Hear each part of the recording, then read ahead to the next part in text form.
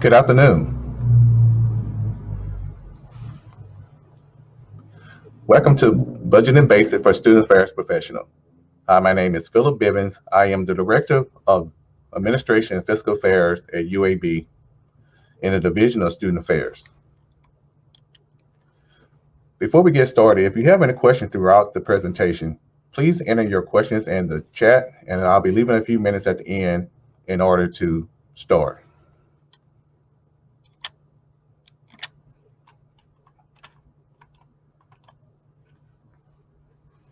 The topics we'll be covering today are source of funding, types of budget models, creating a budget, and budget tips. In creating budgets on a college campus, the source of funding comes primarily from two areas. That's the state appropriation and tuition and fees. State appropriation is funding that comes from the state. Here in the state of Alabama, public colleges and universities receive funding for what's called the Education Trust Fund. This year's budget for the Education Trust Fund for college and university was around $1.2 billion. And education trust funds receive funding from sales tax in the state, as well as individual and corporate income tax. And over the past 10 to 15 years, we have seen where state appropriation has decreased, not just in Alabama, but across the country. And that which brings me to the next source of fund is tuition and fees. Tuition and fees is what we charge our students to come to our campus. What I have on your screen now, you'll see where from 2019 and the 2020 academic year, the undergraduate rates for in-state and out-of-state average here in the state of Alabama increased on average around 3.5%. What's interesting is that the graduate student decreased around 2%, but the previous year it was 3.5%. So what we have found out on college campuses is that as state appropriation decreased, colleges have to increase their tuition and fees in order to offset those losses to make up the budget. Here's an example of an average budget of student affairs here on UAB. As you can see, 72% of our budget comes from tuition and fees, while only 9% comes from state appropriation. So total, 81% of our budget comes from those two major sources, state appropriation and tuition and fees.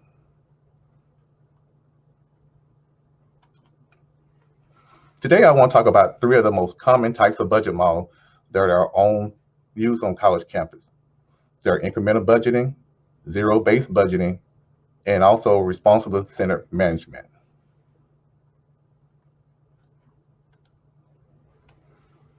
Incremental budgeting is pretty much the most simple to implement on a college campus. It's based on your funding. I call it is you get what you always got. So if your budget was $120,000 last year, you'll start with $120,000 for the next fiscal year. The only time you will get new revenue sources is when there's an increase in tuition and fees or state appropriation. So in my example shown is that if tuition go up 3%, the university will allocate only 3% to your overall budget. So your budget will go up $3,600. The disadvantage for incremental budgeting is that it does not allow for vision. So you have all these priorities you want to do tied to your strategic plan, but the budget won't be able to match those under this particular model. And the second type is zero-based budgeting. I think this is the most feared budgeting model of all the three, because every year you have to justify your existence, meaning that every year your budget starts with zero. And departments are required to build their budget based on their needs. And one of the advantages of having a zero-based budgeting is it's proposed to help eliminate unnecessary spending. But at the same time, the disadvantage is that when you don't have the funds, you never know what your budget is going to be, because one year they may cut you $5,000 and next year they may give you $5,000. So it's also inconsistency when it comes to zero-based budgeting. And the last type of model is called responsible centered management. We refer to it as RCM. This is a model that we currently use here at UAB. It's been implemented for the past 4 years. And I can tell you that it has been a process.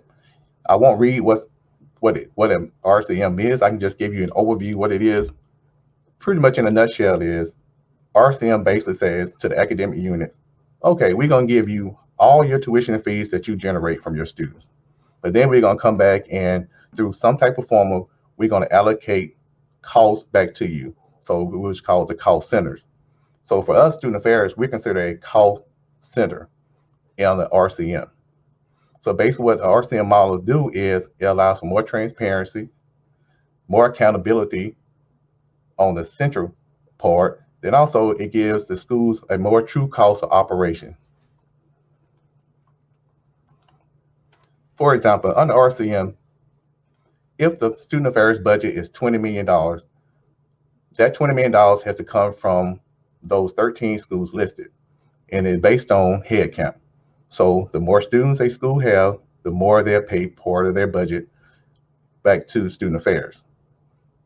And when the university went to the RCM model, we transitioned from a incremental budget to the RCM. There was a lot of fear on campus that we were going to have to transition from a zero-based budget or to the RCM. But the university decided to say, we're going to give you what you always got, but going forward, it has to go through the RCM process. Here on campus, the RCM process is all the VPs who are part of the call center, which is like the VP of Student Affairs, he has to go before a RCM committee with all his priorities for next year. And the committee is made up of 3 schools and 3 call centers. And then they prioritize all the information they receive from those call centers and say, okay, what is the most important for any new revenues that come into the university? And be honest, some years you may get your funding, some years you may not. But it's more transparent. You know where the money went, you know how much is generated. So that's one thing is different. What I think is good about having an RCM process.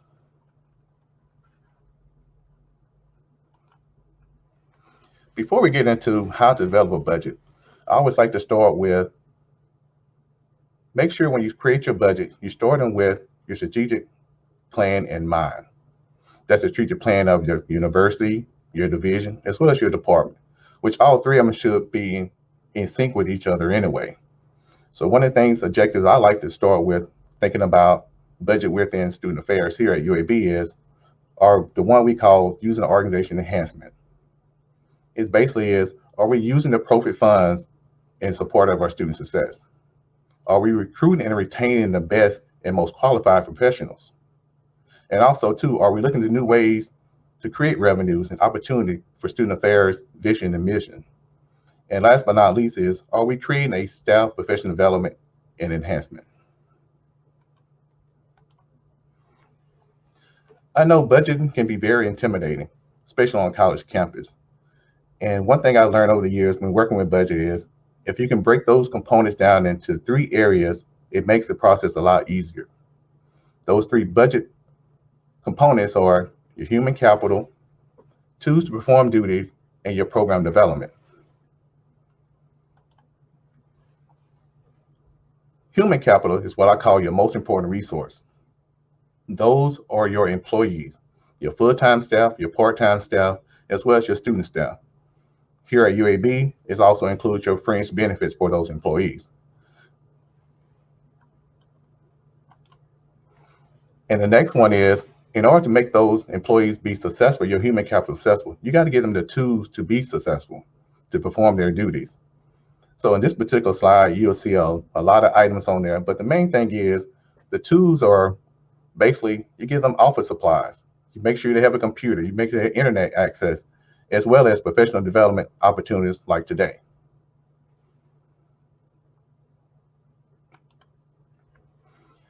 And the next part of your budget process is program development. This is where you want to make sure your programs and activities to engage students can be adequately funded. And some of the main components of a programs and activity is, number 1, your contract fee. That is your guest speaker, your music group. Then also you have the rental facility costs, as well as your advertisement. And of course, last but not least, you have to feed them. We've learned here on UAB campus if you feed students, they'll show up. So with those 3 components of a budget, if you can't see this, you can click your screen and can make it a little bit bigger for you. But basically, I want to show that once you put those three components together, the budget doesn't look that intimidating. You deal with your human capital first. You deal with your what's called the tools for them to do their job, and then you have the program development. And then you'll see that your source of funding comes from the RCM, which is a $200,000 budget. By doing this, no matter what type of scenarios may come your way with dealing with your budgets, those three simple components can help you go a long way in developing it. So for example, I create a scenario. Your university just said there's going to be a 5% budget cut for the next budget year. I know that sends a lot of panic through people, but one thing to make this easier is that if you start with those three components in mind, your human capital, do we reduce student employees or full-time staff, some cases? When it comes to the tools, do you reduce professional development? Or three, do you reduce your student initiative program? In this particular example, we know 5% of our previous $200,000 budget is $10,000. So in my scenario, I decided to reduce student salaries by $5,000 and reduce company training by $5,000 in order to cover those cuts. What we learn is that when you cut budgets like that and you start thinking in those three components, sometimes it makes it easier to see the big picture.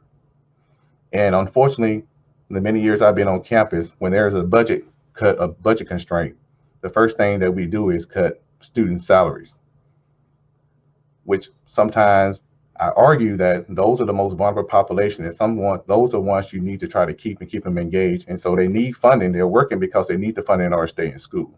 So I always try to encourage departments, directors, hey, maybe you need to look at some of your tools or look at professional development. Maybe you can switch more so in person to web-based.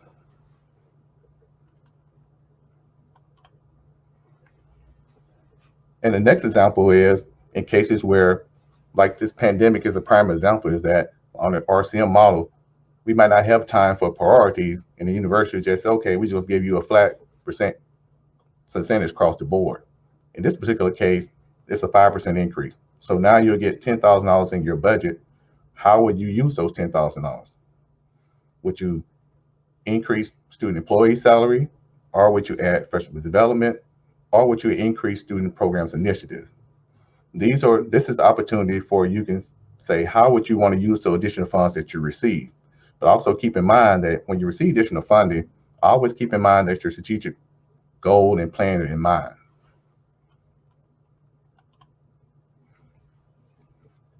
In my example, I used the whole $10,000 to increase student salary. It could easily be put into professional development, or it could be in enhancing program development, or to make sure that the programs are engaging for the students to be successful.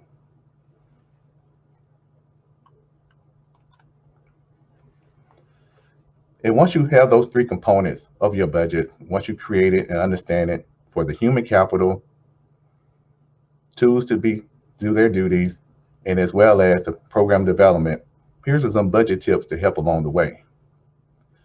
This is one I always tell my colleagues is, please review your financial statements every month, or at least every quarter. I tell them to view it as your checkbooks. If you don't review your checkbook on a weekly or monthly basis, whatever, how would you know what you have left to spend? So I always encourage you to check your financial statement every month, or at least every quarter, to know where you are financially.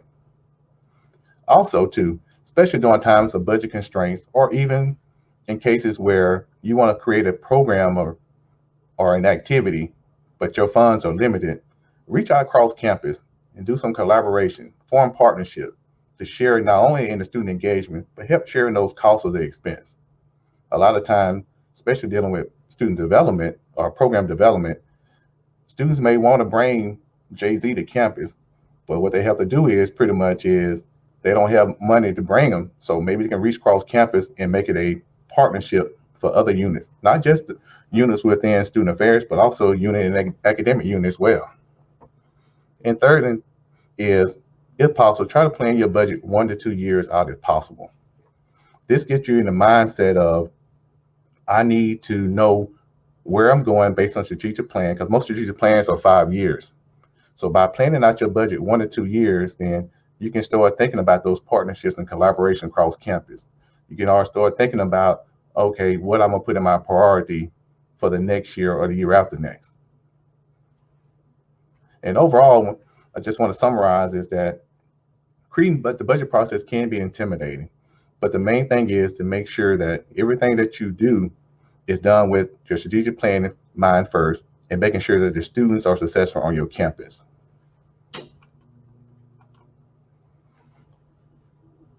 I would like to thank you for coming and listening. And definitely, if you have any questions, please enter them into the chat. I'm here till 1 o'clock. And I just want to say thank you again for being brave to want to come listen to budgeting around lunchtime.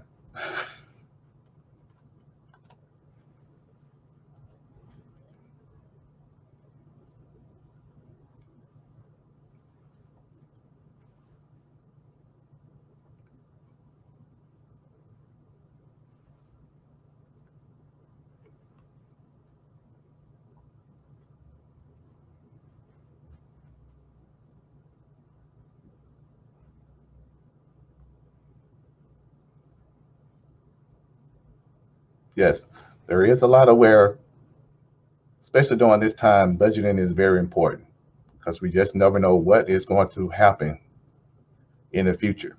And then when you have something like a pandemic started last year, all budgets go out the window. So it's going to be very interesting for fiscal year 22 what our budgets will look like. So always think in mind of how would you do in the future. I have a question from Lee.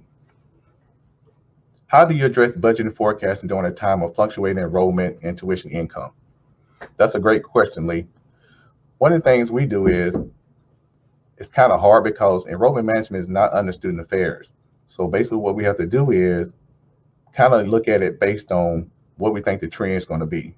Here at UAB, the trends has been very good for enrollment growth. So what we try to do is we'll take, if it's an enrollment growth of 1 and 2%, we might do a 0.5% increase in order to forecast out for the next couple of years.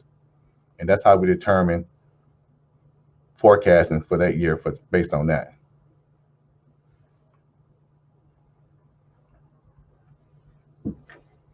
I got a question from Daniel. How do you see new professionals engaging in budgeting conversation at different level in their staff, departments, and vision, especially when they don't feel connected to that piece or may not have that previous experience? Daniel, that's a great question because pretty much what happens is based on the model that I've given you, whereas break down components of a budget, it can be handled at any level. A lot of times your new profession coming in as a program director or program coordinator, only budget they really see is that one piece of their program development. Then over time, they can grow into seeing more of the total budget from a administrator, mid manager, or over to be a director. In order to be connected in, here at UAB, we're very decentralized. So every expense that comes through the university, there's no central place money for it. So it's trickled down to your department. So in most campuses, hopefully you see some type of financial information, even at the coordinator level, not just saying that, hey, you have $10,000 or $100,000 to spend.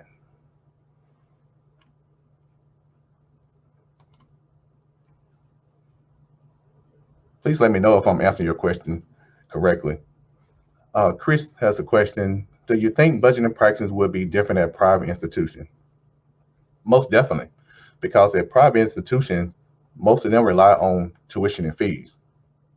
And then that's why you see a lot of times private institution tuition and fees are a lot higher than a regular state institution because they really don't have that state support. Even though here in state of Alabama, which I learned is that some private institutions get a little bit of funding of state appropriation.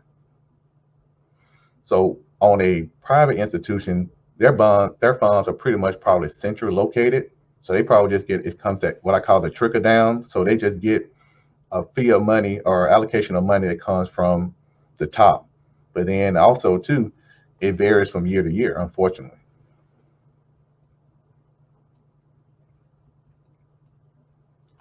Okay, so how do you engage staff in the budget process?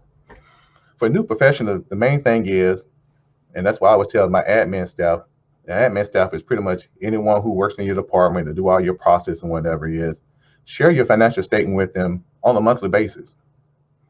You engage them by letting them be part of the process. Let them know, understand when they come with great ideas and you cannot afford to do it at the time. Explain to them why.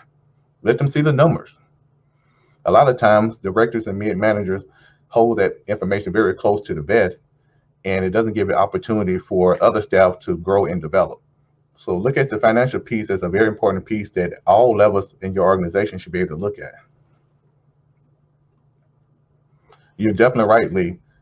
Private schools also depends on a lot of fundraising in order to do budget, which can be tough, especially during this time of the year.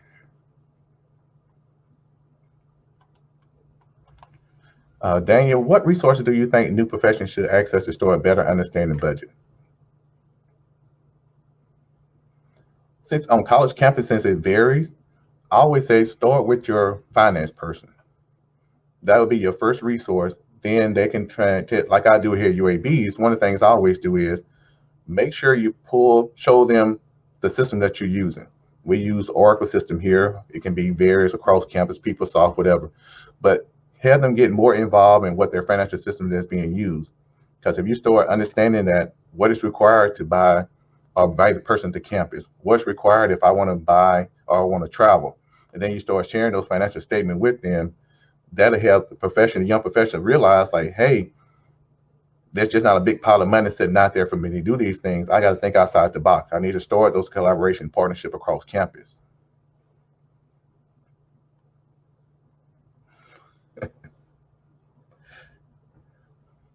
That is so true, Chris.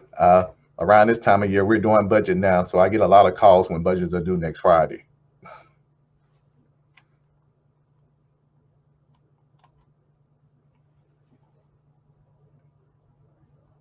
Those are some very, very good questions, and I appreciate them. So if you don't have any more questions, I will go ahead and end the session now. And I really want to appreciate, thanks again for your attention and your question. And please let me know if you need anything else. My information was at the beginning. I think this presentation will be available. And I hope that you will take some of the basic things here and be successful on your campus. Thank you.